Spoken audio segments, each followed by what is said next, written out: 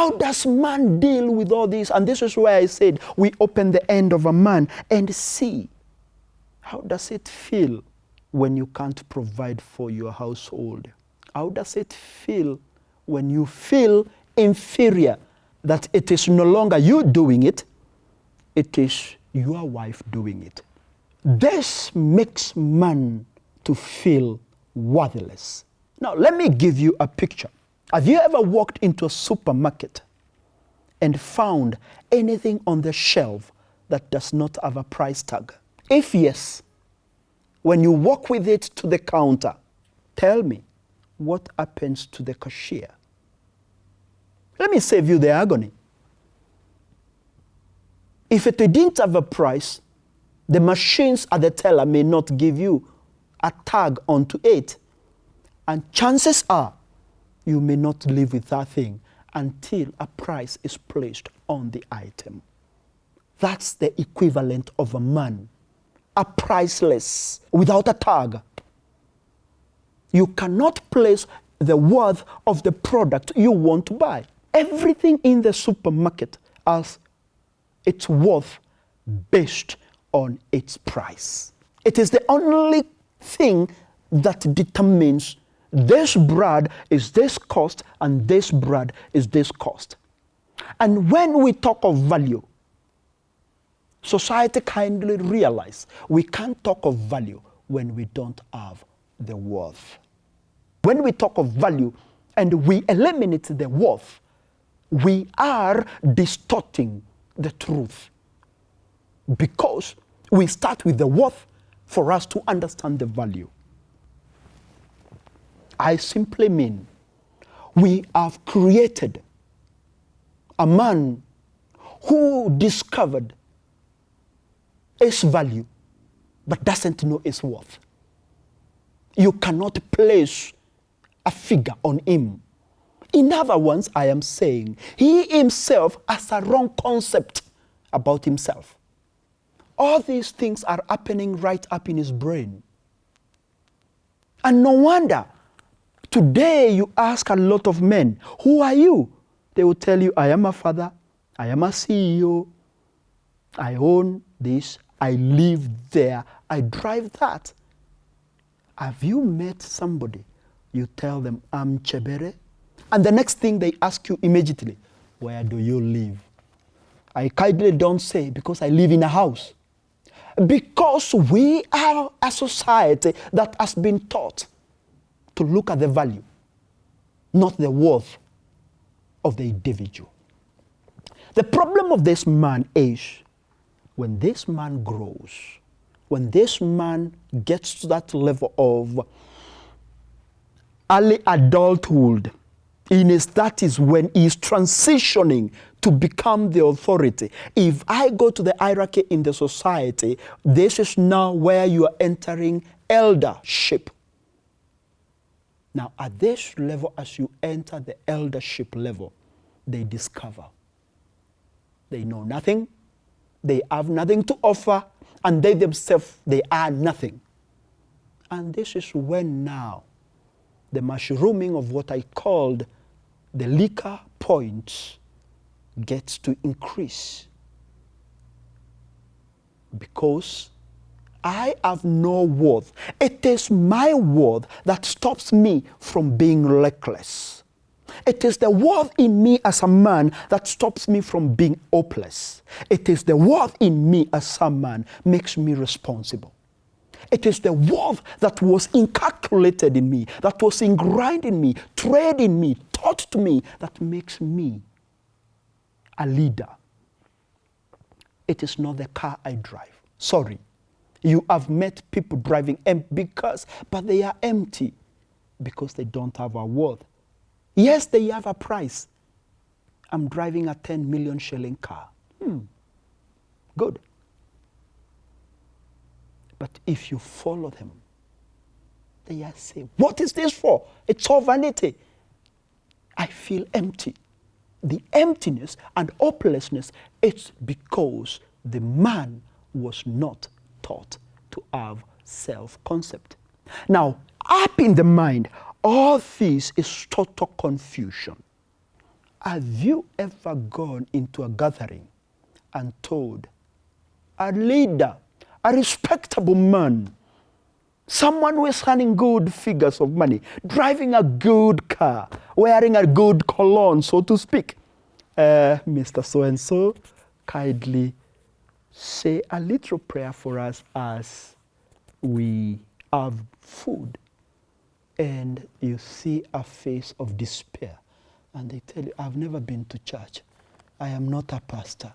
It is because in themselves, they have all these possessions, all these valuable things that you think they have, but inside them, they are empty.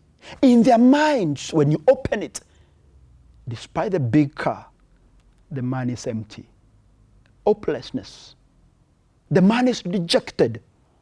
He had a wrong object relationship. What is the media doing to us? And guys, I'm not against you. Are you not pointing to us that hard work is no longer a requirement? It's about the car you drive, the phone you hold. Is it a machine? When I lastly checked, a car is a car. A machine doesn't have 6 wheels. Or am I wrong somewhere? They all have engines. Whether it's a 2000 cc or a 6000 V8, it's still in the category of a car. Or someone should correct me, I think I'm wrong.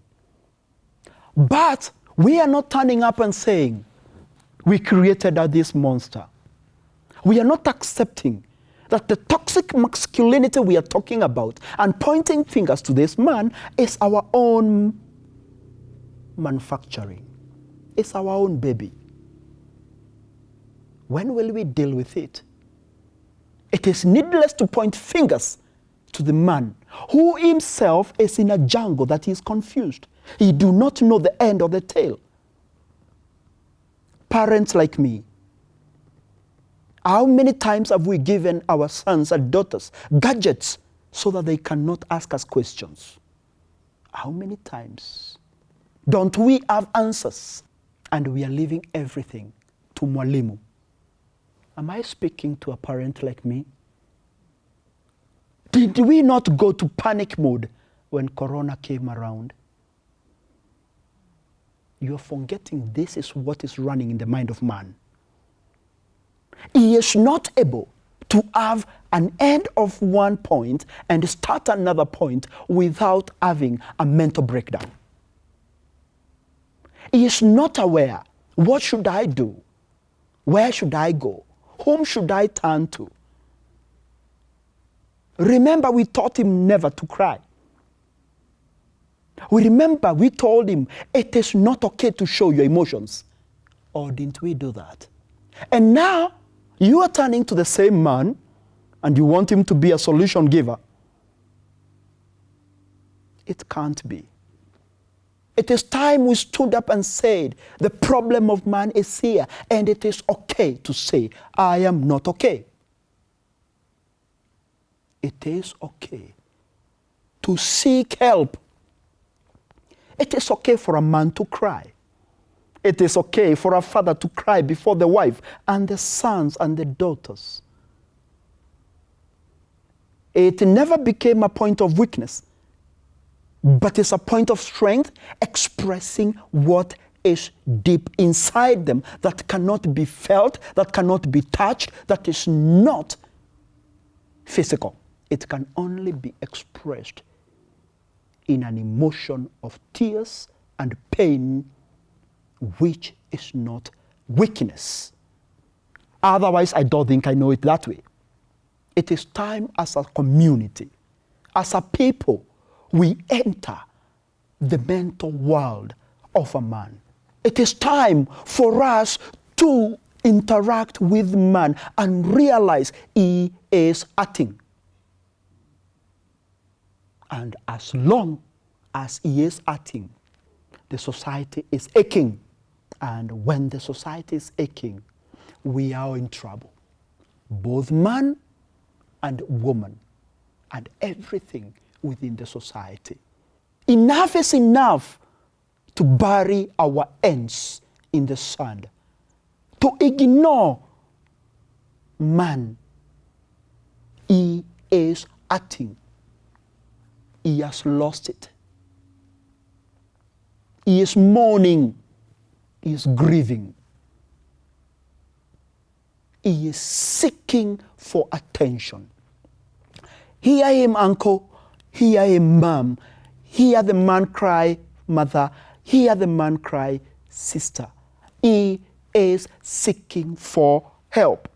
And he is saying, I have failed. I am unable to navigate the landmine in my head. I am unable to make it. I need someone to talk to. I need someone to listen to. I need someone to not point a finger at me. I need someone not to judge me. Not on the power of what I have acquired. That's not the man. Those are property. Those are things that money can buy. That's not the man. He is crying because he is human. He is saying the society is demanding. He only needs to be listened to. He only needs someone to walk with. He only needs someone to tell him, you are using the wrong coping mechanisms. You don't need to bury it. You don't need to move on. You don't need to forget it. You don't need to hit the delete button. You need to face it. You need to say, I am acting. I am crying. I need help. And that's the confusion in the mind of a man. It is painful. It is difficult. He knows no solution. Like the Bible tells us, come, let us reason together. It is time the man is complaining and saying, you have looked up to me. I also don't know the way, but together we can look for a way. The mind of a man is confused. It is not the end of the game. We can change it. We can transform it. We can work as a team. We can work, all of us, as a family, as a people, as a society, as a country. We can get it right. We cannot get it right at the final end, at the middle adulthood. We have to get it at the foundation. The house has to meet the standards, and the standards are simple. Man is the salt of our society. We can't run away from that. It's a bitter, basic truth. And we need to get it right with the man. And I surely, utmostly, confidently guarantee you we will fix the problem of our community. Thank you.